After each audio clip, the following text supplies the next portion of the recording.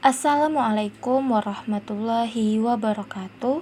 Saya Jeli Furnamasari dengan NIM 2111320020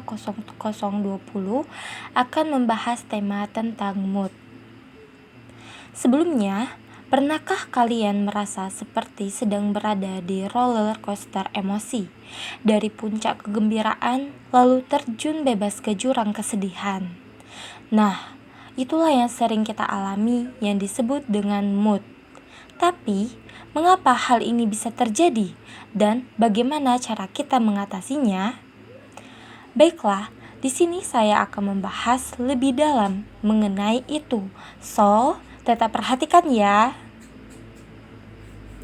Mood atau suasana hati adalah keadaan emosi yang kita rasakan dalam jangka waktu tertentu. Ini seperti warna yang mewarnai hari-hari kita, kadang cerah, kadang mendung. Mood ini juga bisa berubah-ubah sepanjang hari, minggu, bahkan bulan. Nah, apa sih perbedaan antara emosi dan mood? Emosi ini merupakan perasaan yang lebih intens dan seringkali dipicu oleh suatu peristiwa atau kejadian tertentu. Misalnya, marah saat kehilangan sesuatu atau senang saat mendapatkan hadiah. Sedangkan mood merupakan perasaan yang lebih umum dan bisa berlangsung lebih lama. Misalnya, merasa sedih selama beberapa jam tanpa ada penyebab yang jelas. Sehingga perubahan mood atau suasana hati ini sering dirasakan oleh remaja. Dan ini merupakan hal yang sangat normal dan wajar terjadi pada masa remaja. Kenapa? Karena remaja ini merupakan masa peralihan dari kehidupan seseorang, di mana terjadi perubahan fisik, kognitif, dan sosial yang signifikan. Dan masa ini menandai transisi dari masa anak-anak menuju kedewasaan. Ya, secara singkat, remaja ini merupakan masa transisi yang penuh tantangan dan peluang. Lalu, apa sih alasan remaja ini sering mengalami perubahan mood atau moody? Pertama, hormon. Selama masa pubertas, tubuh remaja ini mengalami perubahan hormon yang sangat signifikan. Fluktuasi hormon ini dapat mempengaruhi suasana hati dan emosi mereka secara drastis. Yang kedua adalah perkembangan otak.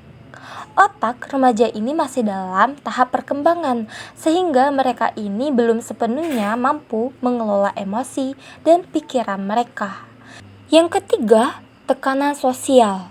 Remaja sering merasa tertekan untuk menyesuaikan diri dengan lingkungan sosialnya, seperti teman sebaya, keluarga, dan sekolah. Dan yang terakhir adalah identitas diri. Remaja ini sedang berada di fase mencari tahu siapa diri mereka sebenarnya, yang dapat memicu kebingungan dan ketidakpastian. Mood ini tidak hanya dialami oleh remaja, tetapi juga bisa dirasakan oleh orang dewasa. Selanjutnya, mood atau suasana hati seseorang ini dipengaruhi oleh berbagai faktor, baik itu faktor internal maupun eksternal.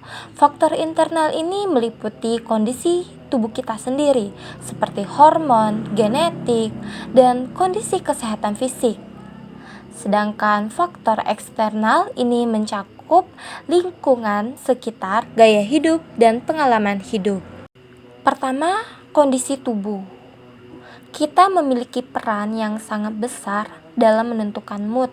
Misalnya, perubahan hormon yang terjadi pada wanita selama siklus menstruasi atau kehamilan yang dapat menyebabkan perubahan mood yang signifikan. Selain itu, kondisi kesehatan seperti gangguan tiroid atau kekurangan nutrisi juga dapat mempengaruhi suasana hati. Kemudian, faktor genetik juga turut berperan karena beberapa gangguan mood seperti depresi memiliki komponen genetik yang kuat. Yang kedua, gaya hidup.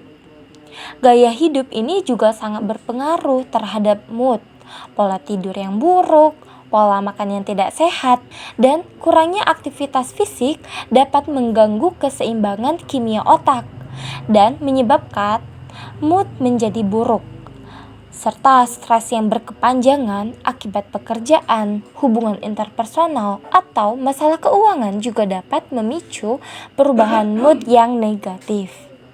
Yang ketiga, lingkungan sekitar dan pengalaman hidup.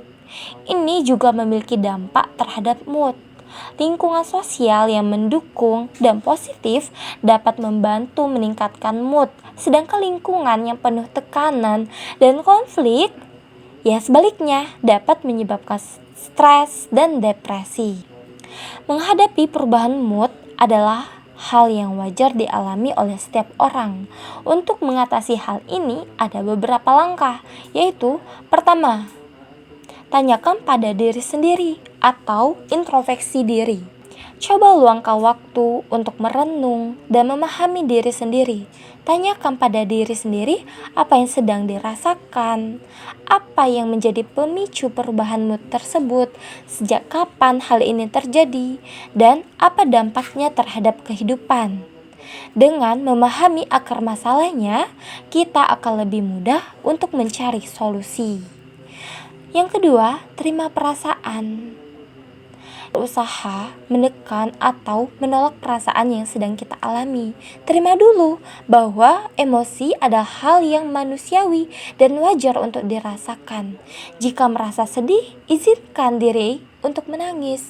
Namun, jangan biarkan diri terlarut dalam kesedihan. Selanjutnya, yang ketiga, perbaiki lingkungan sosial. Yuk coba kita mengevaluasi hubungan sosial kita. Apakah orang-orang di sekitar memberikan dukungan positif atau justru membuat diri kita merasa lebih buruk? Jika ada orang-orang yang berdampak negatif, cobalah untuk membatasi interaksi dengan mereka. Sebaliknya, carilah dukungan dari orang-orang yang peduli dan bisa diandalkan. Yang keempat, jaga kesehatan fisik. Kesehatan fisik yang baik sangat berpengaruh pada kesehatan mental, seperti tidur yang cukup, makan makanan yang bergizi, dan berolahraga secara teratur. Aktivitas fisik ini dapat membantu melepaskan endorfin dan dapat meningkatkan mood. Ingat teman-teman bahwa jiwa yang sehat terdapat di tubuh yang sehat. Selanjutnya yang terakhir yaitu ketika muncul keinginan untuk melakukan hal-hal yang tidak produktif atau merusak, cobalah untuk menggantinya dengan aktivitas yang lebih positif. Misalnya, jika ingin bermalas-malasan, cobalah untuk membaca buku, mendengarkan musik, atau melakukan hobi yang kita sukai. Sehingga dapat kita simpulkan bahwa mood yang baik bisa membuat kita lebih produktif, kreatif, dan memiliki hubungan sosial yang lebih baik. Sebaliknya, mood yang buruk bisa mengganggu aktivitas sehari-hari dan mempengaruhi kesehatan mental. Ada kutipan dari saya yaitu, bukan harinya yang membuat kita bahagia, tapi sikap kita dalam menghadapi setiap momennya. Cara kita merespon peristiwa, baik yang menyenangkan maupun tidak menyenangkan, sangat menentukan tingkat kebahagiaan kita. Jika kita memilih untuk fokus pada hal-hal positif dan mencari solusi atas masalah, maka kita lebih mudah merasa bahagia. Sebaliknya, jika kita terus-menerus mengeluh dan menyalahkan keadaan, kebahagiaan akan semakin jauh dari jangkauan. Contohnya, saat hujan deras membatalkan rencana piknik, kita pasti merasa kecewa dan marah. Namun, kita juga bisa memilih untuk bersyukur karena bisa beristirahat di rumah, membaca buku, atau menonton film. Ingat teman-teman, bahagia itu dari sikap kita dan kita bisa memilihnya.